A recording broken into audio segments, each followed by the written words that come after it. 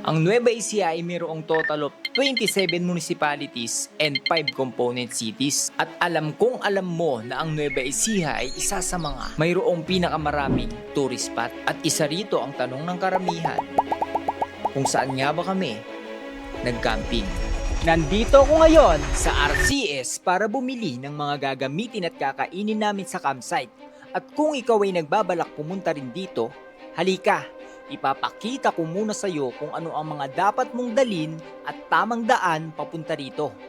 At hayaan mo akong isama kita sa isang adventure kahit nasa bahay ka lang.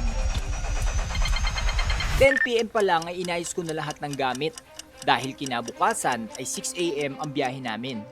May dala kaming tent, airbed, pagkain, yung mga usually na ginagamit sa camping. At especially ang ilaw. 6 AM ay nag-start na kaming bumiyahe. At ayon sa Google Maps, 1.5 hour din ang biyahe namin. 6:20 pero nandito pa rin kami around Aliaga. At ang pinakamabilis na ruta ay ang daan sa Silex. Medyo mahaba-haba din ang bibahihin namin. At exactly 7:10 AM, dumating kami sa Palayan City. Dumaan na rin kami sa Alphamart para bumili ng yelo. Pero sa mga pupunta dyan, huwag kayong mag-alala dahil meron pala silang tindahan. Ang campsite ay lampas lang ng Calabasa River at ang daan patungo dito ay rough road at may mga bahaging hindi pa simentado. Gayunpaman, ayon sa research, sa mga nakaraang bisita, ito ay ligtas at kayang tahakin ng kahit anong uri ng sasakyan. Oops, teka. Asa na nga ba tayo? Pero dahil umabot ka sa video na to, paki-follow and like ng page natin para sa mga susunod natin na video. At ang lugar kung saan nga tayo nag-camping ay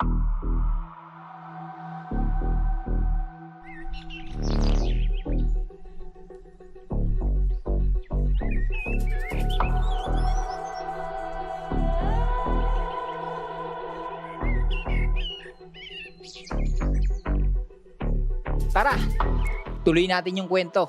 Exactly 8 AM ay dumating na kami sa Montana campsite. Pero take note, bago ka pumunta dito ay dapat nakapag-book ka na sa website nila.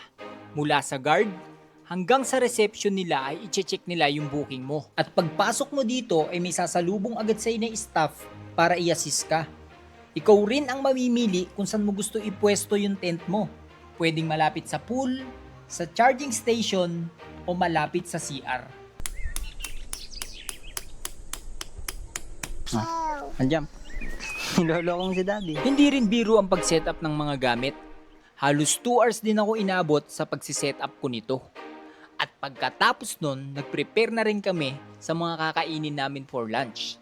Sinigang ang dahilan ng pagbili ko ng mga gulay na to.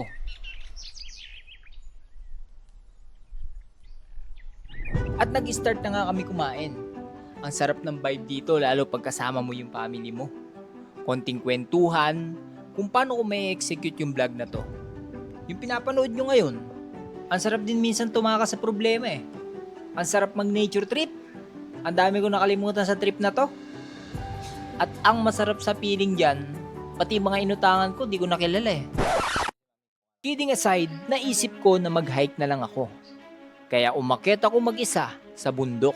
Medyo kinakabahan ako kasi wala akong kasama. Na para bang merong mga sumisigaw sa paligid. Yung misis ko tsaka yung anak ko, nandun na sila sa baba. Ako lang yung umakyat dito. Nakatakot pala rito pag mag-isa. Parang may mga sumisigaw. Grabe yun. Alas 5 ako umakyat ng bundok. Na buong akala ko ay mataas. Pero maigsing akyatin lang pala. Wala pa yatang 10 minutes maakyat mo na to. Kung pupunta ka dito sa Montana campsite, isama mo to sa trip mo.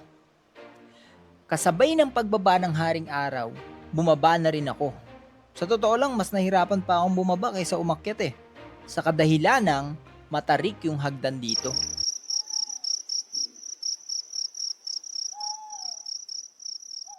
Di ko na rin alam kung paano tatapusin tong video eh. Pero ayun na nga, inabot na ng dilim, ang daming na nangyari. Nag-hike ako mag-isa, sinigaw ko lang lahat ng pangarap na gusto kong mangyari. Naglaro kami ng anak ko sa playground, nagkwentuhan sa buhay-buhay, Picture tayo, at may nakilala pa tayong mga bagong kaibigan. At yun nga yung mga nakasabay natin sa camping, na ngayon ay naging followers pa natin. Gusto ko lang sabihin na maigsi lang ang buhay. Gawin mo yung mga bagay na ikakasaya mo, at gumawa ka ng masasayang memories dito sa ibabaw ng lupa. Kasama ang isa sa mahalagang tao sa paligid mo. Kaya ano pang inaantay mo? Tara mag-camping habang malakas pa. Lumilipas yung oras oh. Tumatanda ka na. Baka pag di ka na makatayo, tsaka ka pa mag-aya mag-camping. So ayun, hanggang dito na lang. Papa Tumsis out. Kita-kit sa kalsada. Brr.